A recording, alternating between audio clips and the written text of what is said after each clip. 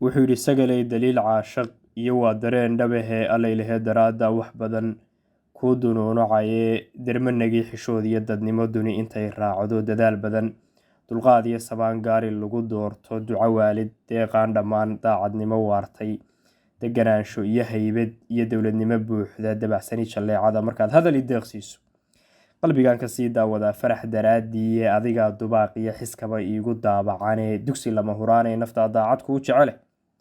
da markii la joogaba xubbigu dhaaxa sii durug iyo duugoobi maaye cishqigu darajo sii qaadiye dunidaba adaa iigu weyn labada daaroode adigaa dadkaba iigu mudan hooyo dabadeede dirham iyo haddaan doolar iyo dahaba kuu miiso daaraha cumaan iyo haddaan dubay wax kaa siiyo dalsankii hargeysiya haddaad xamar ku daashooto dalkeenoo barwaaqa haddaan daalo kugu qaado haddii aan dawaafkiiyo kabcada laabta kugu duubo dikrigiiyo salaadaha haddaan kugu daro khayrka ma dabooli karo kaalintaadii igu tahay doore adigaa difaacii ahaa maalintii darane adigaa duruufaha iyidhi damaqu waa beene iyadoo habeenii dumaad goysay dabarkii allaylehe dabkii aad shidaan soo dugaashadaye dariiqii rajada ii sidaay kuu dabaaldegaye adigaa dabiibkii naftay daaqad ii furaye hadba calafka igu kaa daraan dib u xusuustaaye adigaan dawey kaala baxay dumar dhammaantoode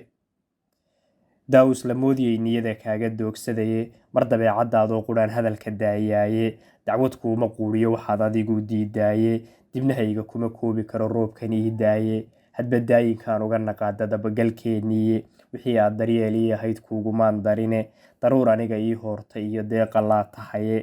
doqon baa abaal sheegatee doodumaad dhalane anigana damaashaadku waa doorashiyo guule dabayl caafimaad ee hadhsaday dunidana ugaaye caawana salaan diiran iyo waa mid kuu dihine waa gabay damiirkiiyo qalbiga kaaga soo duxaye diiwaanadii baan furfuray dabaqu saaraaye daynabada ruuxdaa tihiyo dowga nabadeede aniguna da-daan ahay filkaa kaama doorsadee diyaar iyo hawkeenu waa malabkii doocaane